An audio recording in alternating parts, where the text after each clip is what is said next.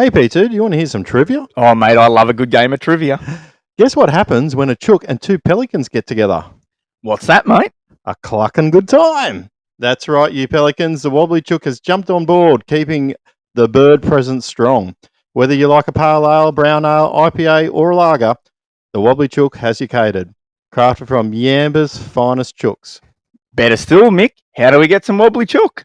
That's easy, P2. Jump online at www.wobblychookbrewingco.com or pop into 26 Cole Street in the heart of Yamba. And have a clucking good time. Cluck out. Cuckoo! Always remember, don't be a mud gudgeon and drink responsibly. Welcome back to another episode of the Two Pelicans podcast. So you would have just missed that. G'day, you Pelicans. Here he was, you were sort of hung up on his door. Go and have a good time with them a bit later on. Pelicans landing in 3, 2, 1.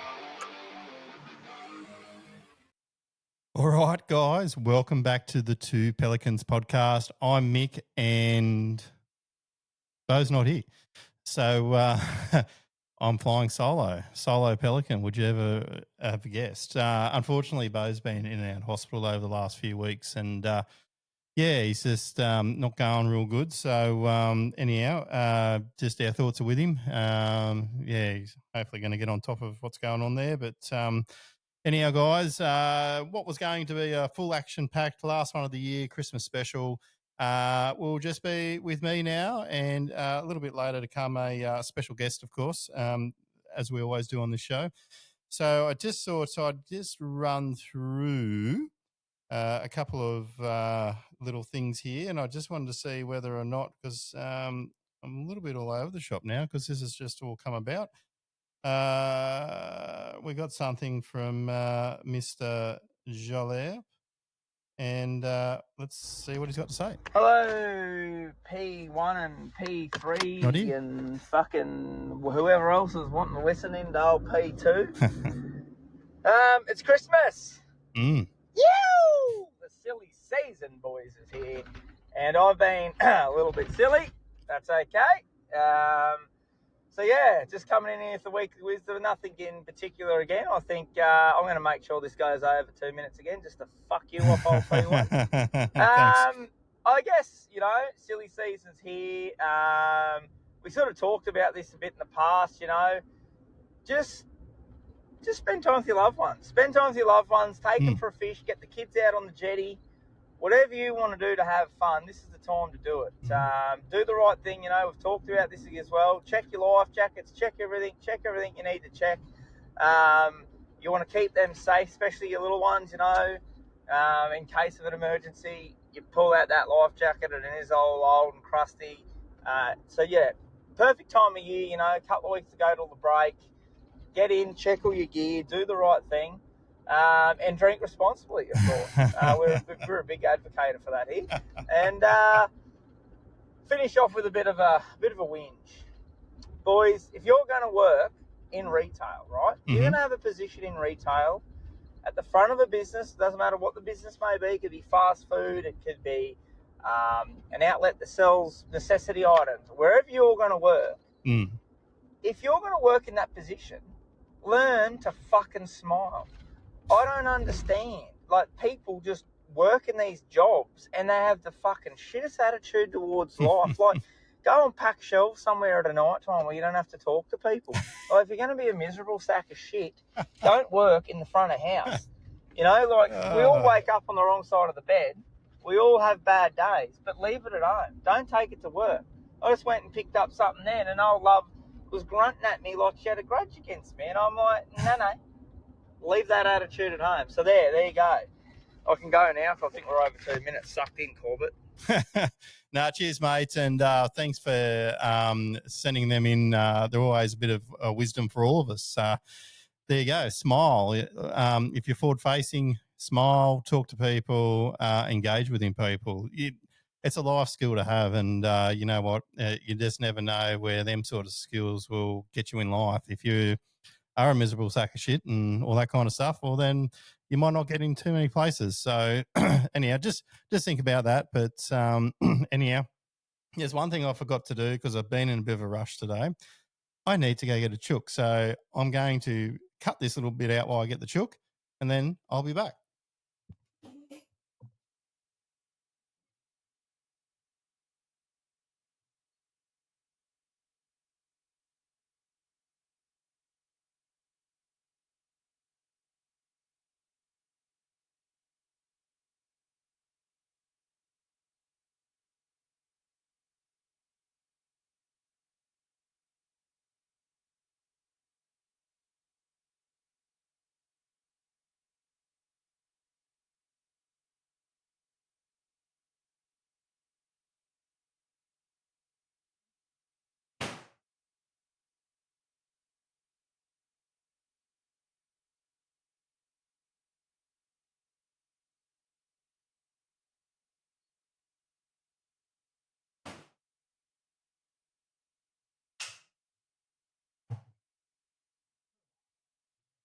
All right. I'm back with a lovely wobbly chook. Really need this today. It's been a long day. That's good. All right, guys. So let's just get through a couple of end of year rounds locally. Like I said, we've been off for a couple of weeks. I've been away for work. Bo hasn't been real well, but I just decided that we're just going to run this here today. So obviously the North Coast Brim Bass had a twilight one, I think it was Saturday about a fortnight ago. I believe Jordan and Dylan Walsh come out on top there. I think they might have had about 15 odd to 20 boats. So that was a good turnout, especially for an afternoon round at that time of year as well. So coming towards the end of the year, Christmas parties, all that kind of stuff. So it was a really good turnout there, and looks like everyone got some fish there. So that was really good. So moving on to there, on the next day, Sunday, I did attend and fish terribly, but the Clarence Valley Sports Fishing Club Christmas get together, so that was good as well. I think they had roughly around about 25 boats, maybe. P3, he did all right. He got some bass there in the end, but I think Goffy got the bass there in the end and won that. I think it was a bit over 2 kilo. We've also had the Brim was by Tim. I didn't see her last name, so we'll just call him Tim the Brim for about 2.2. And then the pro up, Glenn and Mackenzie Luck got the pro up. So good day. Shout out to the Rushgrove Hotel for supporting that club. Clarkey, well done, mate. You're a legend. Good mate of mine. And well done to the committee as well. I think it was a really good day. Everything ran very, very smoothly, and the food was great. A few drinks, a few laughs, and it was a good afternoon. So without any further ado, I think we'll just get into today's guest. I'm about to give him a call. This will be interesting. Nothing's been scripted. This will all be very quite raw. Nothing's really been put together. And I haven't got P3 here. So who knows how this will end up. So anyhow, let's get him on the line. Just bear with us. Here we go.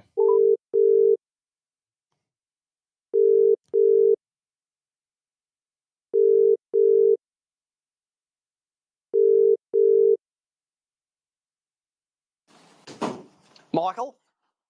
Stephen, how you going? Super, mate. Super. Back in the office in air-conditioned comfort. Lovely.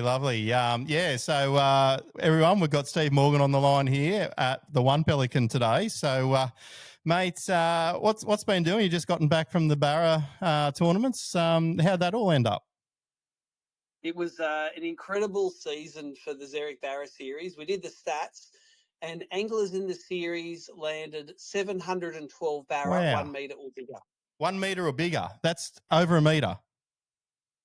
That would take out any semi-Pelican like you many times, including, I don't know if you saw, but one of the anglers, Benny Williams, caught 1.43 metre Barra, which is the biggest one we've ever seen. That was a new record for ABT, wasn't it? Well, we always hand out these 1.50 rulers. Everyone goes, what do you need them that big for? That's why we need them that big. 7 centimetres left on the ruler. And the way it played out, we were on the lake. It was about maybe 8:30 at night. Nicole was checking the score. She goes, there's 1.43 in there. Let me go and fix that up. It might have been a typo or something like that. Yeah. She went in there, and I heard a pause, and then I said, how's that going, that big fish? She goes, there's not a lot of ruler left underneath it. That is a huge fish, but more importantly, with this year and obviously with technology and all that happening, do you think that this is going to open up some bigger catch rates, obviously bigger bags, that sort of scenario? I think you'd probably see a slight creep up over the last 4 or 5 years, wouldn't you? I think the biggest bags haven't changed that much. Like the dams go through cycles, right? So back when a Wonga was firing before it went over in 2011, 2013, we had bags of fish coming in that were averaging nearly 1.20 metre. Now, Mondra nowadays is getting close to that, but probably we still haven't got a bag as big as our record bags back in the day, but I think they're only a year or two away. And then when all those barrack wash over the damn wall and you start again, and it's a decade until it gets good again. So, but what it means is instead of one guy catching catching a giant bag and then tapering off real quick. I think the live sonar stuff means that a lot more people are getting more fish in the middle of the field. So, for instance, we did an overnight tournament at Peter Faust. I think my bag consisted of fish between 94 and maybe 1.2 meters. Yep. Like all fish of a lifetime. Came 16th.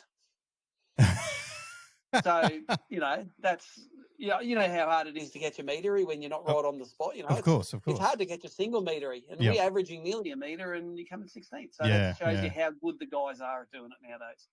Mate, look, we'll probably touch through all the different tournaments throughout the year, but I thought I'd just start off with this question. But for you personally, what was the highlight of the year for yourself, both, I guess, personally and then maybe from the ABT's point of view? It's difficult because there are so many cool things that happened during the year. I think from ABT's point of view, I just think we got through a whole year. We only had one upside down boat, which was great, and no one got hurt. Yep. And you were there. You were I saw there. you in the water tipping the boat back over. And look, 100% that wasn't the angler's fault. That was just a mechanical failure. So the fact that we designed tournaments to keep everyone happy and safe, and they kept everyone happy and safe was great for an ABT point of view. Personally, I really wanted to finish in the top 10 in the Angler of the Year for Bream, Bass and Barra, and I came 11th in Bass. And it's like, oh, well, let's get on the merry-go-round again next year, see if I can do it next year. More incentive. So just missed out on that. But and look, for me, just recently I had a second place in the Bream Grand Final and a second place at the Bass Grand Final, and famously ABT pays virtually nothing for second place. So I was one fish away in both events from $130,000 worth of boat, but I got 2 badges. Yeah, that's right, and that's the fine line with it all, isn't it? Really, it's sort of it's a boat, right? So we're talking like tens of thousands, what, $40,000-$60,000 boats or rigs, right? Probably even more. Well, the one in the Bream was 100, and there the you one go. in the Bass was 30. 30, so there's okay. 100. Yeah, and at the end of the day, I'm 100% cool getting beaten in the grand final. Like Mike Nelson got a really good fish in the end. And when you catch a 45 at the end, you deserve to win the grand final. And then Cromo had a great little spot at the end where he upgraded a few times and he won that grand final. So look, and we had Cromo on there just after he won, actually, and it was really great listening to how he sort of broke down his time down in Victoria and sort of how he applied, I guess, and moving around and resting spots as well. Obviously, 3-day comp as well. So I know you just went to 2 different rivers, but still, that sort of pressure with lures being thrown around all the time. There's an art to managing your spots, isn't there? Oh, and look, afterwards, it's always easy to tell a story afterwards, like, yeah, totally meant it, planned it. But really, at the time, we're all making it up as we go along. So, afterwards, it's easy to say, yeah, meant that. But at the time, it's like, geez, I hope I'm doing the right thing. And you and I and lots of your listeners have probably done enough tournaments to know that when it's your time, it's your time. There's a saying, it's like you can't make it happen.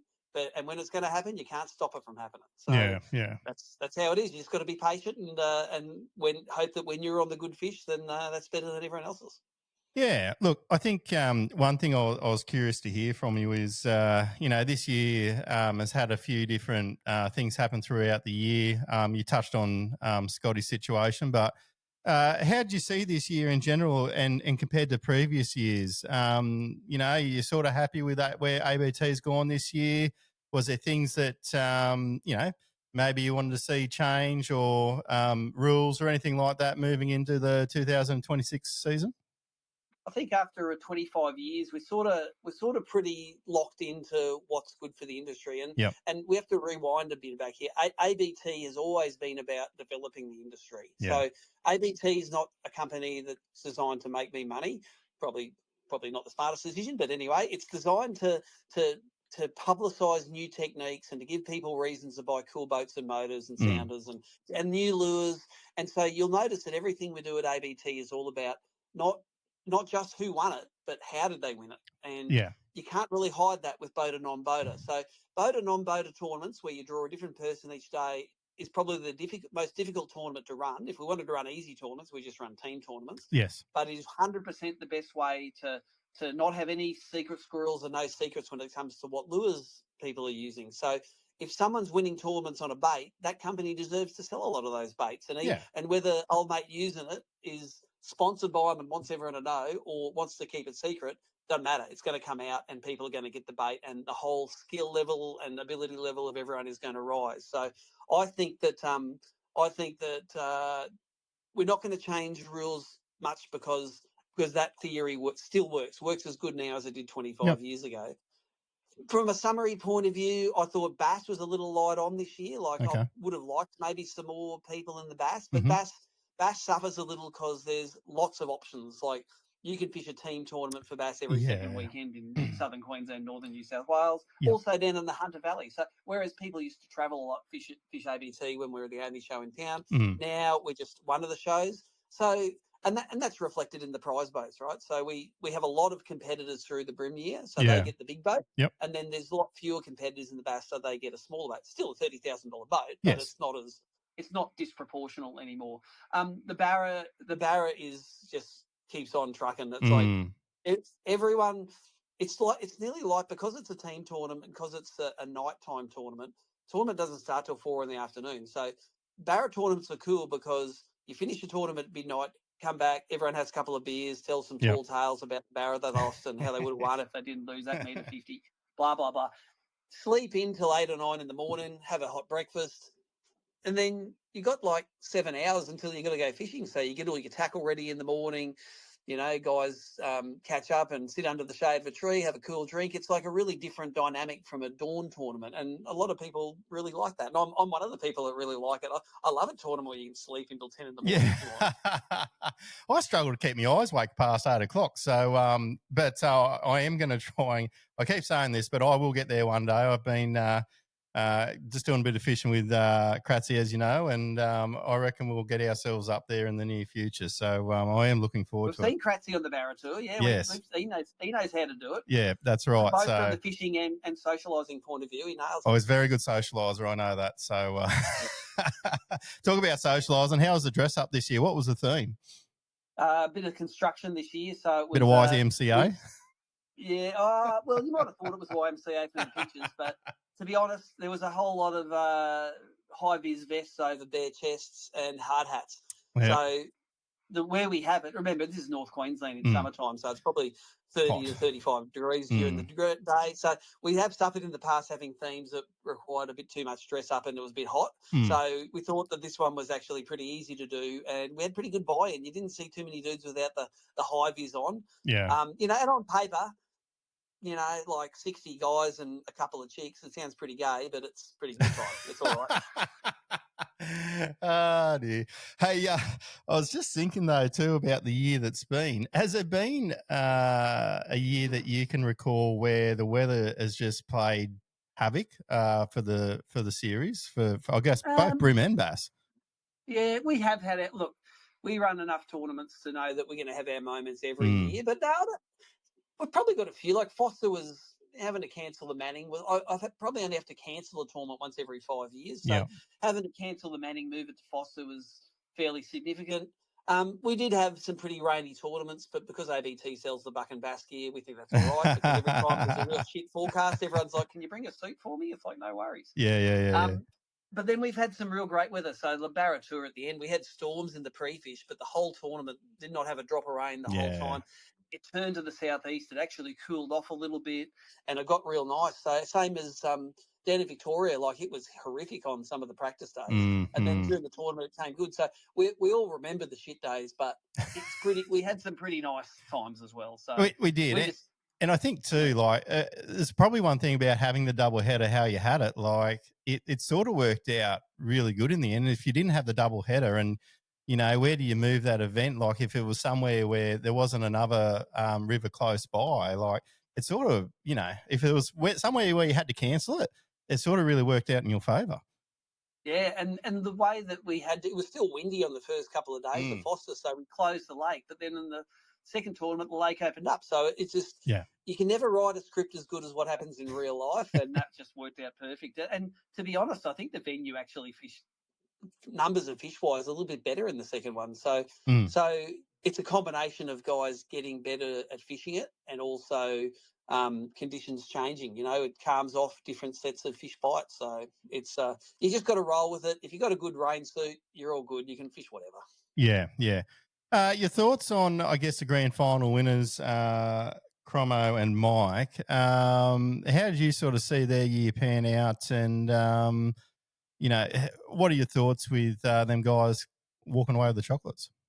I think, Cromo was the first guy that's ever got his name on the trophy twice. So we've had like 24 years or 25 years of people winning Brim Grand Finals. And there was 3 or 4 of us there who'd won one before. And going into the last day, the top 3 had all won one before. So going into the last day, we were pretty sure we were going to have our first double winner, but was it going to be me or Mario or Cromo?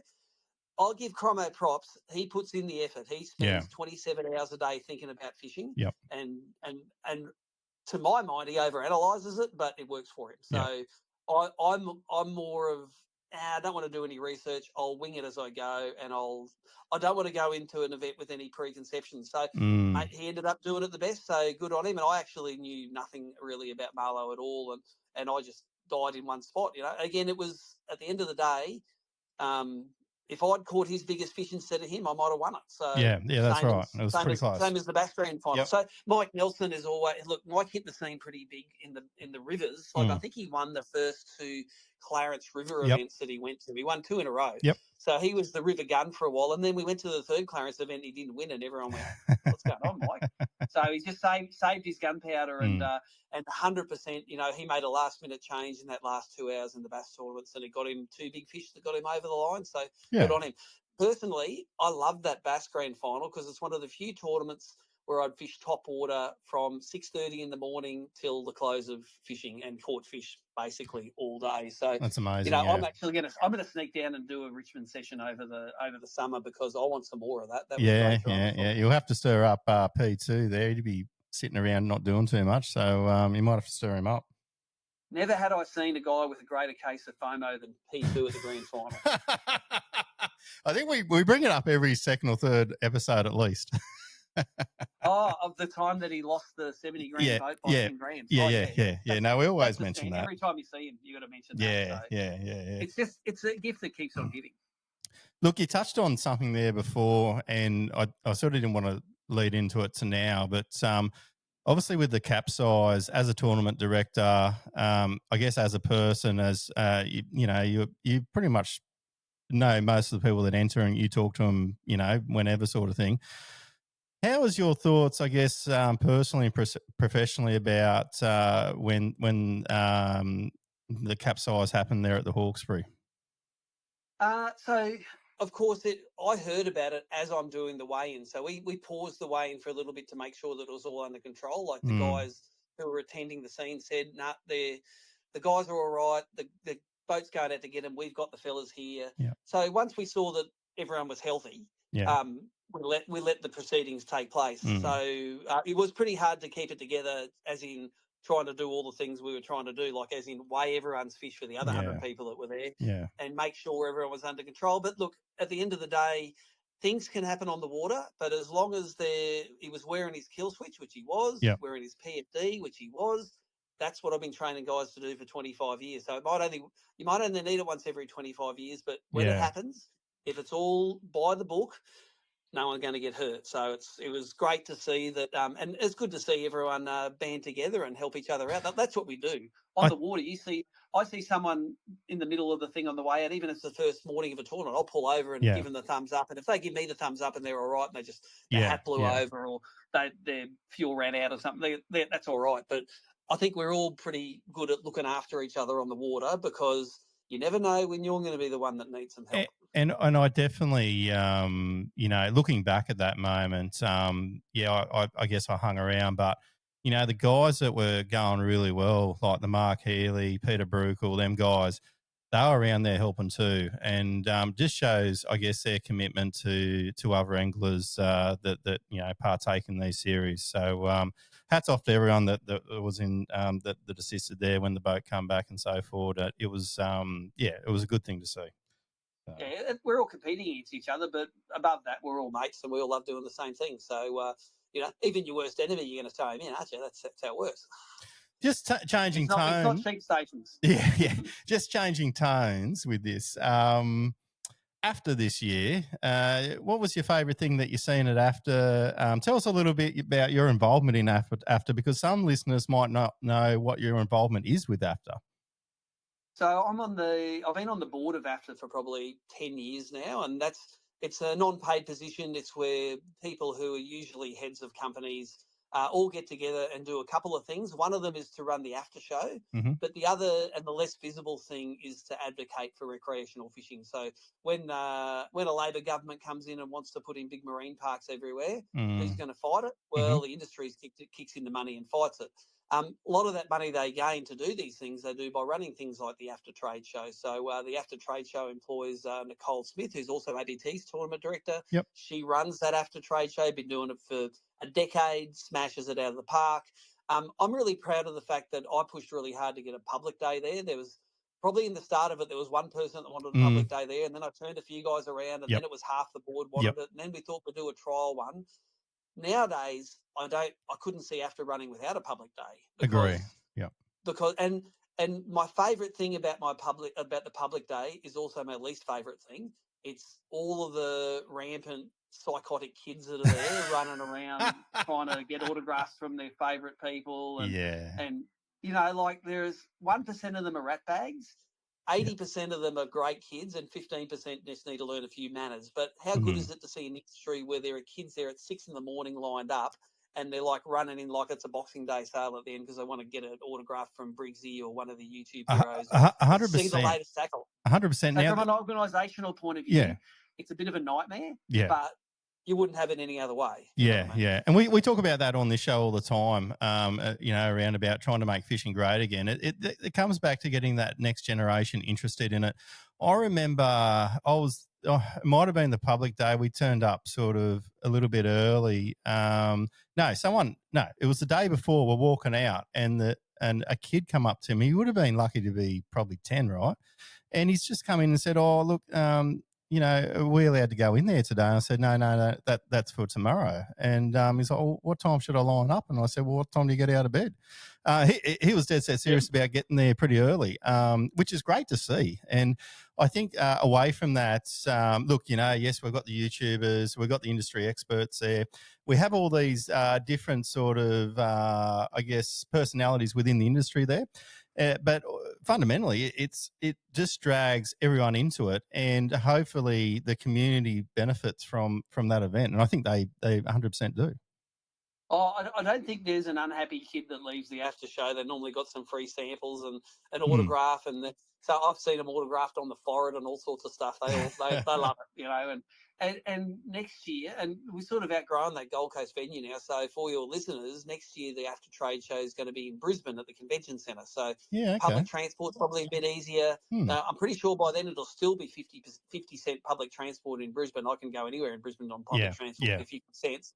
But we have got like double the space nearly of what we got last year. So some of the crowding issues and lineups might be alleviated a little bit next year. It's just the show's growing to fit the market, and I'm super happy that fishing is so popular that we have to go to a bigger venue to fit everyone in. So that's a positive. That's definitely great. That's definitely great to hear, and it's great to hear that you can just inform us there. That I guess the listeners that it will be in Brisbane, because a lot of people, they'll take they'll make a weekend of this, right? They'll go up and stay there the Friday night, go there Saturday, and do whatever. So there you go, guys. 100%. If you want to go to AFTA in 2026, it's in Brisbane at the convention centre. At the Brisbane Convention Centre, they have 4 massive halls there, and we're 1.5 of those halls. So we're not like a big old Brisbane boat show that's 4 halls big, but fishing tackle's not as big as boats. So no, that's right. But I think last year at the Gold Coast we were 5,000 square metres. We're 7,500 plus all of the loading docks and outside space now that we can use. So it's going to be impressive this year. It's going to be a good year. And just quickly put you on the spot, favourite thing you've seen at AFTA? Oh, sorry. Behind the scenes, I nearly saw one of the walls fall over once there were so many rods on it. That was just a stand design issue. Got all sorted before it was open to the retailers and the general public. Yeah.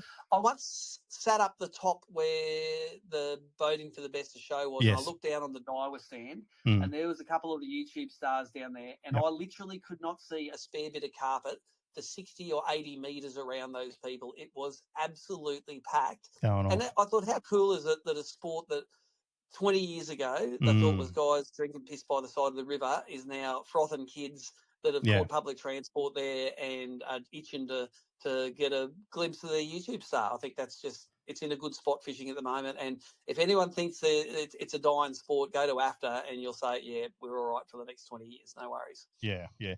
Hey, something that I do see on your Facebook page every now and again is you do a bit of tagging.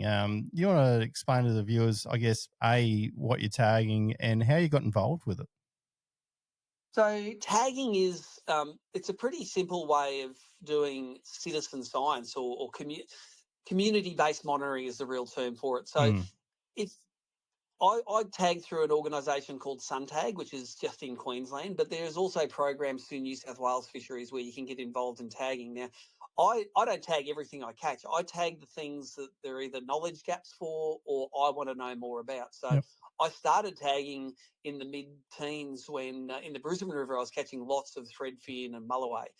And so what it involves is it's got a plastic little dart tag. You catch a fish and you let it go like you normally do, but also you put this little tag in it. You record the number, how long it was. Nowadays we take a photo of that fish as well so we can see what it looks like when you let it go. And when it gets recaptured, there's a 1-800 number on there.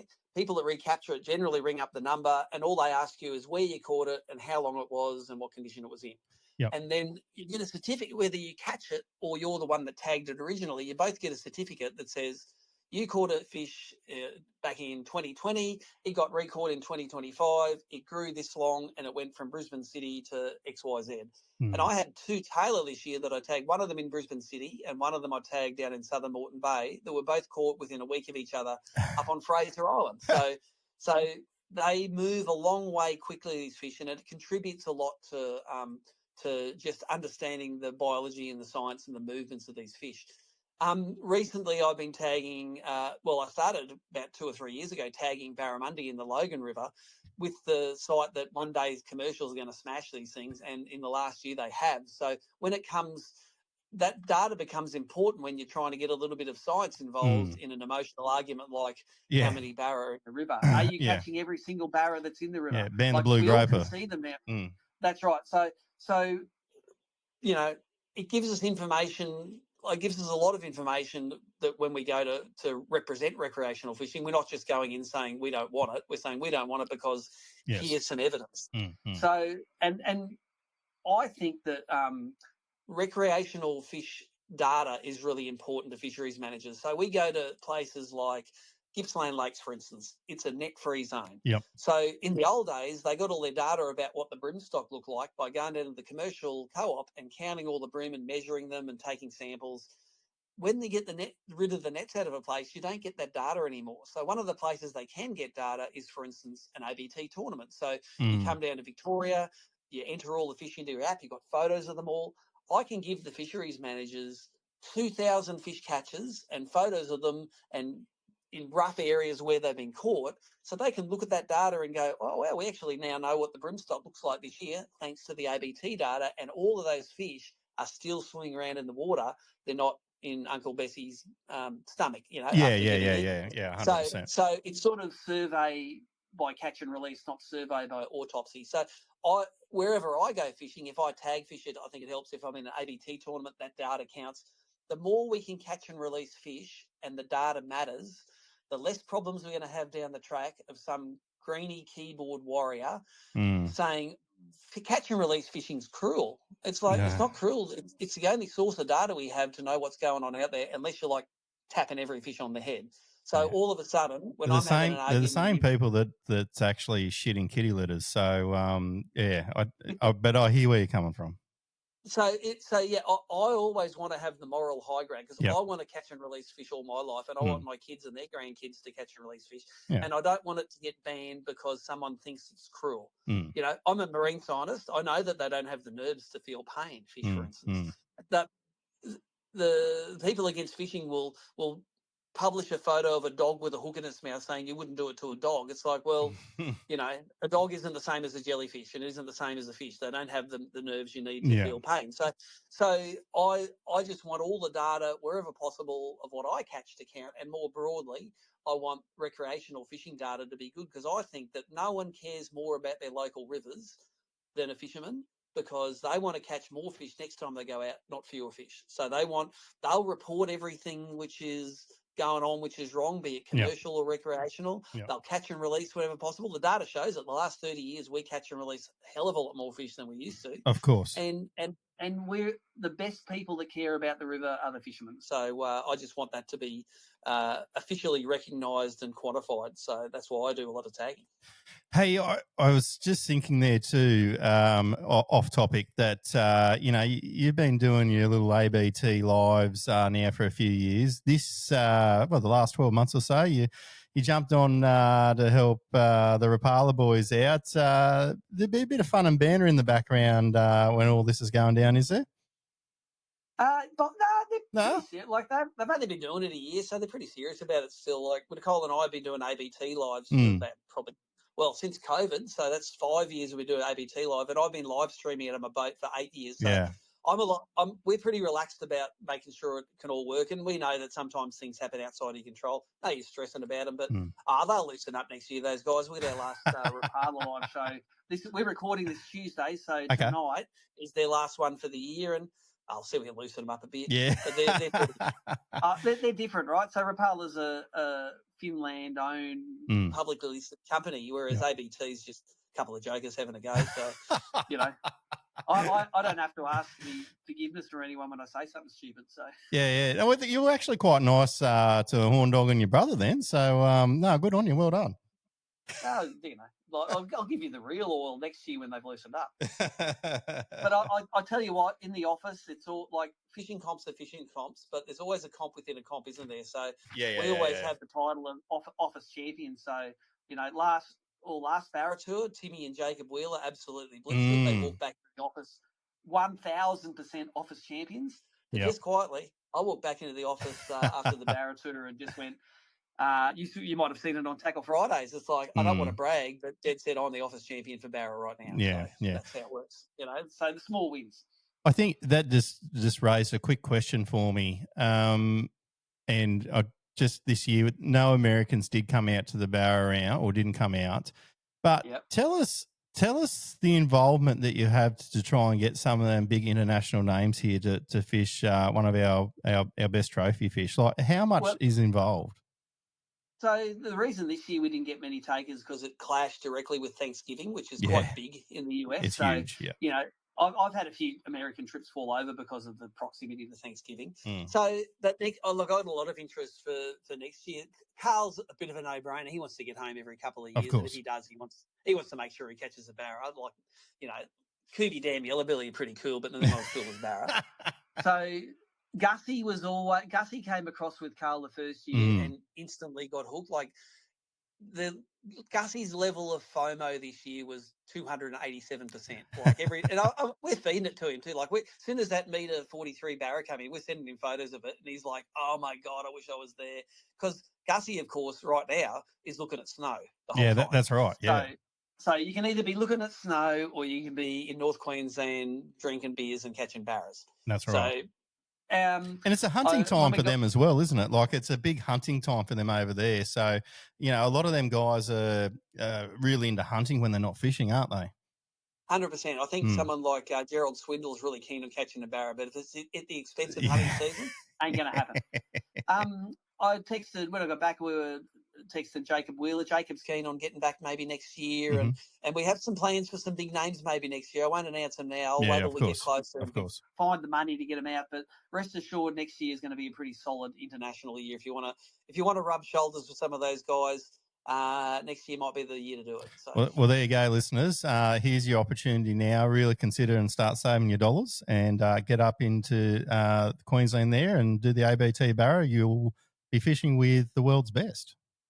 Well, it is cool, isn't it? So when Jacob came across last year, you'd be sitting in a briefing and you look to your left and you got the world's best ranked bass fisherman there. and you look to the right and you got Timmy Morgan. So there's both ends of the scale right there. There we go, a bit of tongue in cheek. Look, with that, I guess the down imaging and how he was sort of jigging that too, it sort of really changed how everyone sort of fished for Barra too, didn't it? It sort of, everyone was on perspective. On a different, yeah. It's set, well, no, and you know what I noticed this year is, what I noticed when Jacob was across is when it was sort of calm, he was unbeatable because the precision with that forward mode. But when this year was windy, so at Faust was windy this year, the local guys who used perspective on a pole and changed the depth by just pushing that pole forward and back, they got real good at it real quick. So I think, and I was talking to Jacob about it in the morning. He goes, "Oh, when I come back, it's going to be different." And he goes, "Oh yeah, the guys they're onto it now. They've taken what you've learned, what you've taught them, and they've improved on it. So it's not going to be just taking candy from babies. It'll be taking candy from teenagers this time when he comes across." So. Yeah. Hey, one thing that I would like you to, I guess, sum up in a statement or thoughts of at least was the year there for Tommy Wood. So I think I'll blame Nicole Smith for a lot of this because when we knew Tommy was coming on Barra Tour and we knew that Jacob and Gussie and Carl were coming, Nicole goes, "You know what, the best thing to do is get Tommy in a house with those guys and they will fill his head with all the right ideas." Yeah. And 100% that's how it works. So Tommy was sort of immersed with those guys for a couple of weeks. And Carl was great giving him advice. Gussie was great hooking him up with people. And Jacob's been great since. Like I know Tommy and Jacob fished together this year, So when he's in that part of the country, they'll share some time together. And until the point where Tommy Wood starts taking money from them, they will be very generous with their information. At the point where Tommy starts taking money out of the wallet, taps are going to be turned off. And hopefully by that time, Tommy's off and going. So Tommy, look, behind the scenes, he's got some very good opportunities next year now. So he's set up, and I'll let you get Tommy on the show to tell you all the things that have happened with him. But he's in a good spot for giving it another shot next year. So we've got someone to look forward to and to support through the Opens next year. Yeah, and you've had a lot of time with Carl and a lot of time with Tommy. They say comparison is the thief of joy, but what do you see different about both them guys? Like what sort of is a Carl's strengths versus Tommy's strengths in applying themselves to professional fishing? So let's talk about this in the context of next year. So, and I was only talking to Carl on the phone this morning about some bits and pieces. So next year in the Bassmaster Elite Series, where Carl's fishing, they've changed the rules so that of the 9 tournaments, you can use live sonar in 5 of them, and you can't use it in 4 of them. So Carl's been through and he's done his apprenticeship there, and he's learnt to fish traditionally. And only recently he sort of got on the wagon and got good at forward facing as well. So Carl's in this spot now where there's let's say there's 30 or 40 super hot young guys there that can catch them, but maybe not have the same amount of traditional fishing experience as Carl's got. They've also lost some of the old school guys to the NPFL, or they've retired. So I was actually talking to Carl before saying, I reckon this is going to set up pretty good for you this year because you're good on forward facing, but you're also good on traditional stuff. So I think that's going to really help Carl out. With Tommy has only got 1.5 sort of years of experience fishing over there and is an absolute gun on the forward facing, but probably lacks the traditional fishing experience that Carl's got. So I think those similar rule changes, I think mirror through the Opens. So Tommy may find it a little bit tougher, especially on fisheries that he's never ever been to before. And this is, of course, expected. Of course. He's another one of us Aussies who only caught their first largemouths, a few months before they did their first tournament. So you just hope that through Tommy's year, he just vacuums up all of that knowledge. All I know is that Tommy is so keen. It doesn't matter if he's catching 100 a day or 1 a day. He's given 200% to try and make that next level of competition. And if he made it this year, of course, it would have been a little bit precocious, maybe. It would have been amazing if he'd done it, but he sort of needs to do his apprenticeship there, and hopefully he can afford to finish his apprenticeship so that he can move through to that next level. So we've got people to support next year in the elites, of course. Every Aussie is a fan of Gussie. He's there in the elites. Carl's there in the elites. but also we got Tommy to support in the Open. So no matter what A-level Bassmaster event it is next year, we got someone to support. Yeah. And I think it'd be, it was good to see Byron, expat. He's over there now, but living, and he done a bit Helping of him out. competing and working it out, and probably good company for Tommy. Oh, and I think supporting Tommy's in more than just company. I think Byron's a very generous expat Aussie, and he's helped Tommy out and had him staying at his place and helped him defray expenses. And it's sort of, you think, it's the least another Aussie can do, but it's going out of his way to help another Aussie. Of course. And in a tournament situation too, I think that is to be commended. Mm-hmm. Now, on the show throughout the year, we've had a couple of the guys from the World Bass Fishing Team on. Like to get your thoughts about this World Bass Fishing stuff from your point of view. And one thing that came out of it was, or discussions that we had with Chris, is like, how does people get funding for this sport to, maybe go do some of these things? Like, for example, we had breakdancing in the Olympics, right? So how do we go about trying to grow that part of that sort of thing? And is it something that's on your radar for yourself to do maybe in the future? So I think the recognition and the government recognition will come when fishing becomes an Olympic sport. Yep. So there's all sorts of things happening in the background, so that like this is the aim of a lot of people locally and internationally. But my experience with it is it's a huge mountain to get it recognised as an Olympic sport. But there are people working behind the scenes to push it in that direction, and there's a lot of collaboration and cooperation in Australia and with international people to make that happen. Until that happens, I think it's going to be hard for them to get funding, and we're going to be relying on raffles and funding. And the guys that go are a mix of people that have earned their right to go, but they've also got to be able to afford it, because unfortunately it's going to be self-funded.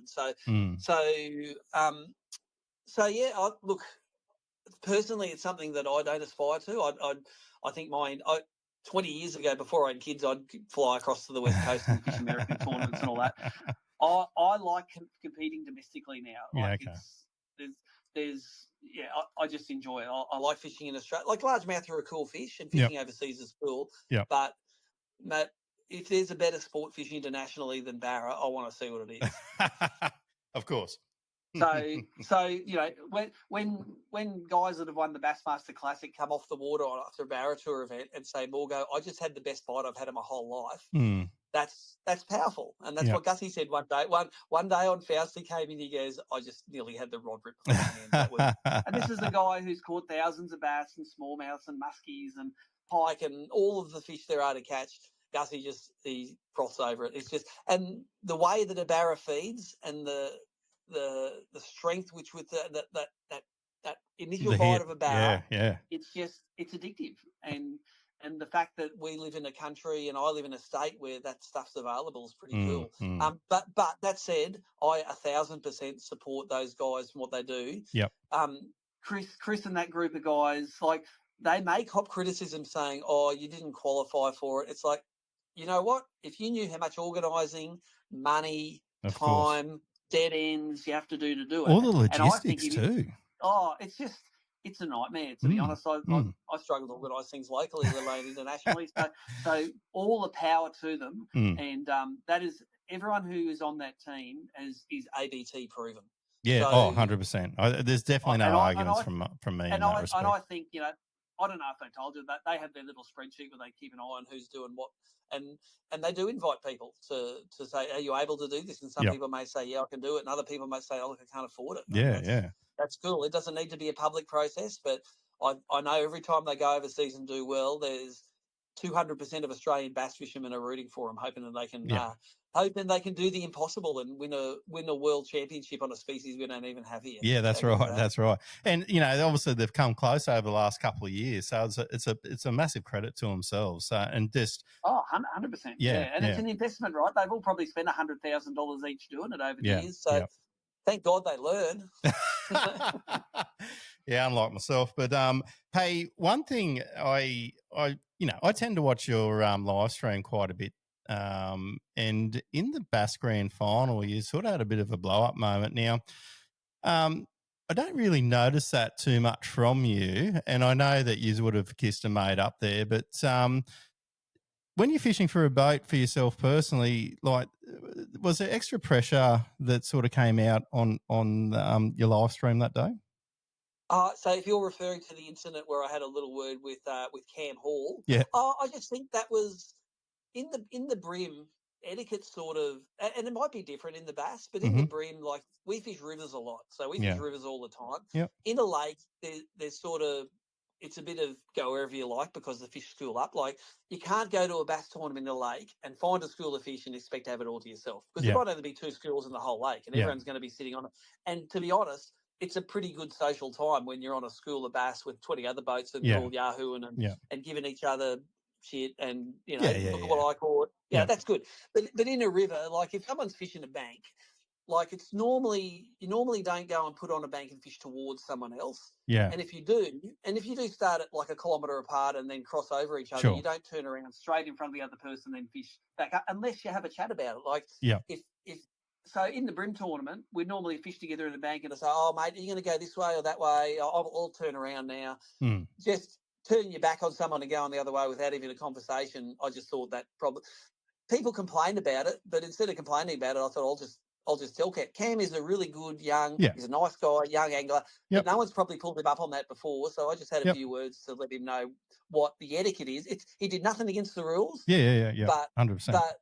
But if someone did that to him, he probably wouldn't like it. So I just made that point. Next day, we ran into each other on the same bit of bank. We had a conversation. He went one way, I went the other way. It was all cool. Yeah. It was just, what it's like. I don't want to be the hypocrite that wah-wahs about it and doesn't actually do anything about it. So Yeah, that's right. And look, I know with brim too, and over the years, like even I think my first brim comp as a non-boater, I think a lot of boats were fishing in around that Fingal Head area, and it's sort of like you just run through one after the other with the tide and drift. You know what I mean? And I think the same with a couple other spots. Even with Foster, there was similar. Up around Wallace Island and that. So, it's like the situation calls, I suppose, for different etiquette. Like, the Devil's Gate's there in Foster.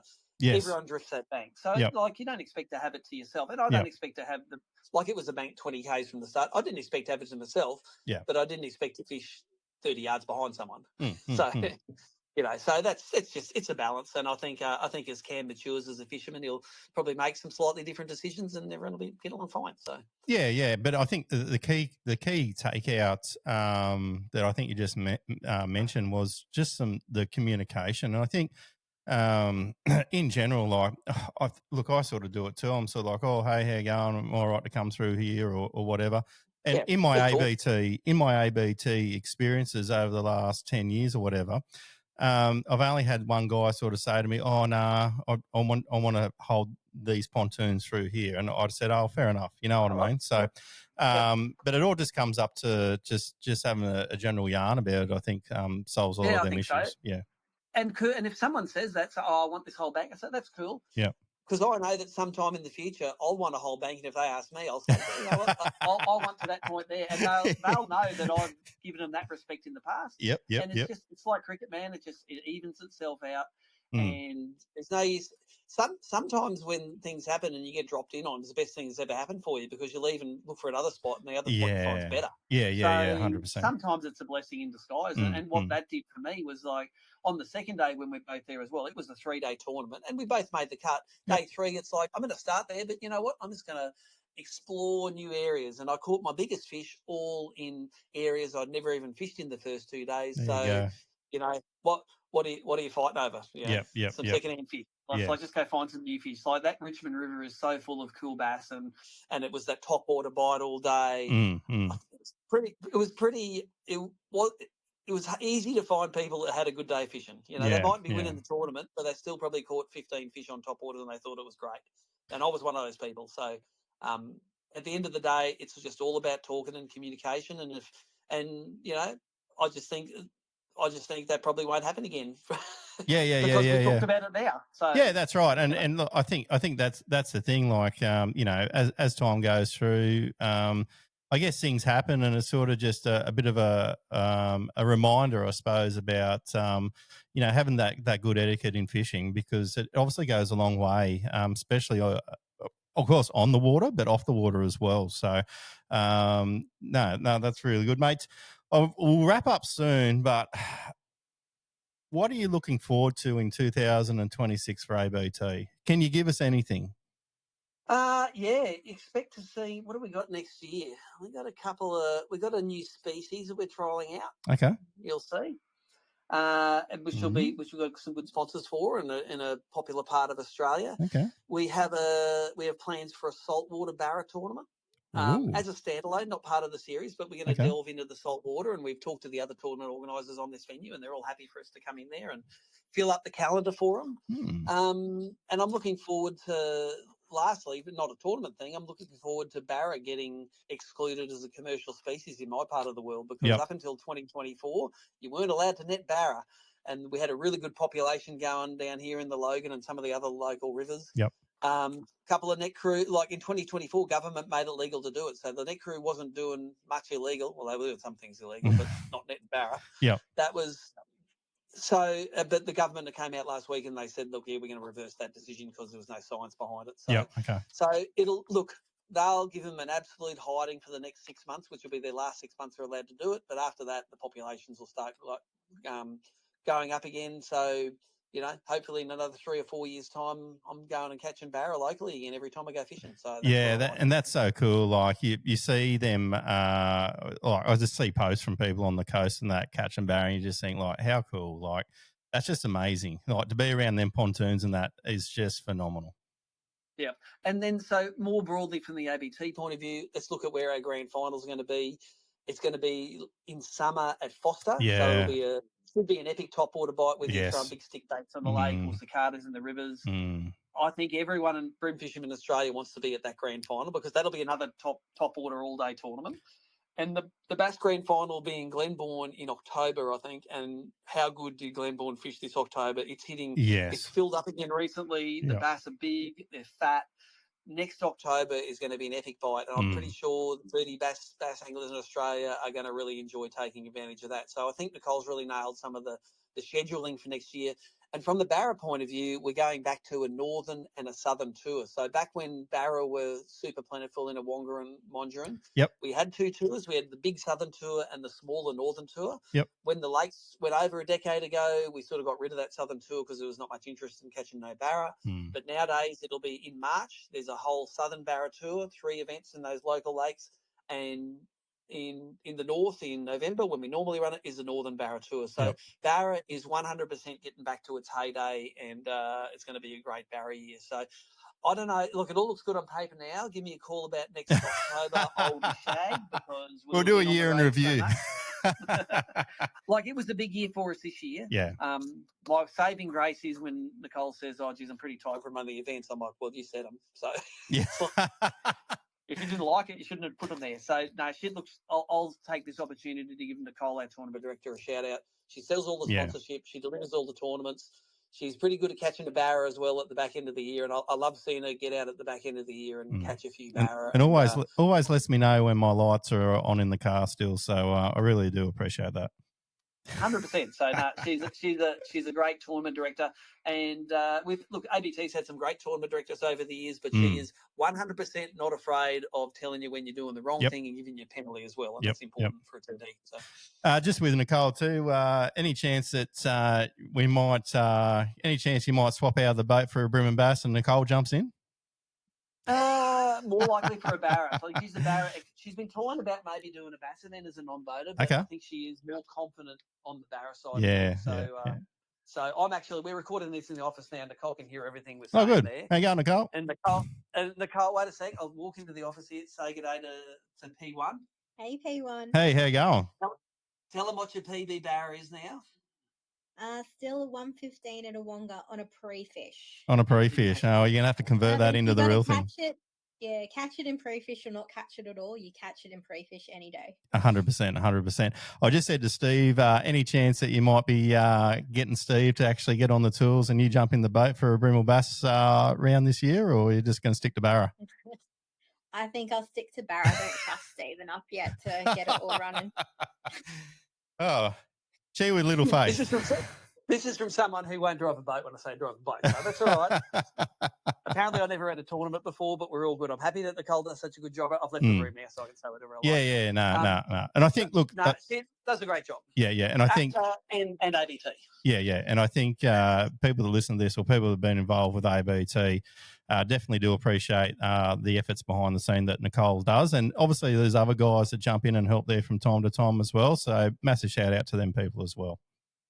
I think what Nicole's added is a bit of class to what we do. Like my grand final briefings used to be down at the boat ramp at the caravan park. We'll all get around just on dark and do a briefing. Mm-hmm. But now at the grand finals, we were at the Casino RSM the other night, and we were presenting the Angler of the Year, having a nice sit down meal, a couple of beers. Yep. Did a nice inside draw, had the big screen telly with all the draw stuff coming on it. That's the sort of finesse that I had neither the desire or ability to do, but now that we do it, I think, we should do this all the time because it's classy. And just with that too, two things I was going to point out. The first question was, do they still have a nightclub up there upstairs? If they did, our guys didn't find it because the Bass tournament was starting basically at dawn in November, which is about 3 hours or 2 hours after the nightclub shut. That's all right. P2 will fill you in.